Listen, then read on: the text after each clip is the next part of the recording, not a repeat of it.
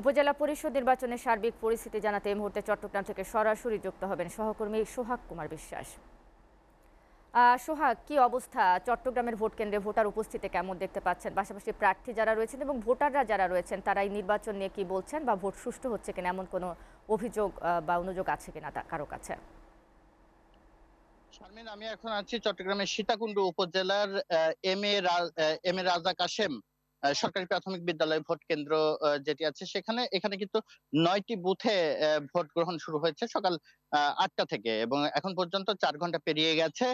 সর্বনিম্ন যে বুথে ভোট পড়েছে সেই সংখ্যাটি 2টি, এবং সর্বোচ্চ যে ভোট পড়েছে সেটি সংখ্যা 26টি। এবং চট্টগ্রামের কিন্তু এই 3টি উপজেলায়, সীতাকুণ্ড, মিরসরাই এবং সন্দ্বীপ, 3টি উপজেলায় নির্বাচন অনুষ্ঠিত হচ্ছে। এবং প্রত্যেকটি উপজেলায় প্রত্যেকটি ভোট কেন্দ্রের চিত্রই কিন্তু একই রকম। 4 ঘন্টা পেরিয়ে গেছে, এখন পর্যন্ত 3 থেকে 4 শতাংশের বেশি ভোট কিন্তু কোনো কেন্দ্রে পড়েনি। সকাল থেকেই এক ধরনের নিরুত্তাপ ভোট গ্রহণ কিন্তু শুরু হয়েছে। শুধু আইন শৃঙ্খলা বাহিনীর বিপুল পরিমাণ আইন শৃঙ্খলা রক্ষাকারী বাহিনী সক্রিয় আছে, এবং তাদের যে মহড়া, সেই মহড়াই কিন্তু ভোট কেন্দ্রগুলোতে চলছে, কিন্তু ভোটারের যে উপস্থিতি, সেই উপস্থিতি একেবারেই কম। প্রিজাইডিং কর্মকর্তারা যারা আছেন তারা এক ধরনের অলস সময় কাটাচ্ছেন, আহ, আহ, নিজেদের মধ্যে খোঁজ গল্প করে, এবং সময় কাটাচ্ছেন তারা। এবং কয়েকজন প্রার্থীর পোলিং এজেন্টরা আছেন, কিন্তু ভোটারের উপস্থিতি একেবারেই নেই। সকাল 8টা থেকে বেলা 12টা পর্যন্ত ভোটারের উপস্থিতি কিন্তু প্রত্যেকটি ভোট কেন্দ্রের চিত্রই একই রকম। তবে সন্দ্বীপে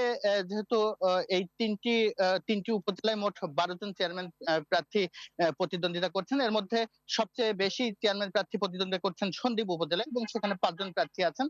সেখানে কিন্তু কিছুটা উত্তেজনা সকালের দিকে ছিল, এবং প্রতিদ্বন্দ্বী যে প্রার্থীরা আছেন তারা বলছেন যে বেলা বাড়ার সঙ্গে সঙ্গে অপ্রীতিকর ঘটনা সন্দ্বীপে ঘটতে পারে, কিন্তু অন্যান্য জায়গায় যে প্রতিদ্বন্দ্বী প্রার্থীরা আছেন তারাও কিন্তু তেমন কোনো আশঙ্কা করেনি। এবং এখন পর্যন্ত আমরা 3 উপজেলার কোনো কেন্দ্রেই অপ্রীতিকর কোনো খবর এখন পর্যন্ত পাইনি। প্রিজাইডিং অফিসার যারা আছেন তারা বলছেন সকাল থেকে একটা দুর্যোগপূর্ণ আবহাওয়া ছিল চট্টগ্রামে, সে কারণে সকালের দিকে ভোটার উপস্থিতি কম ছিল।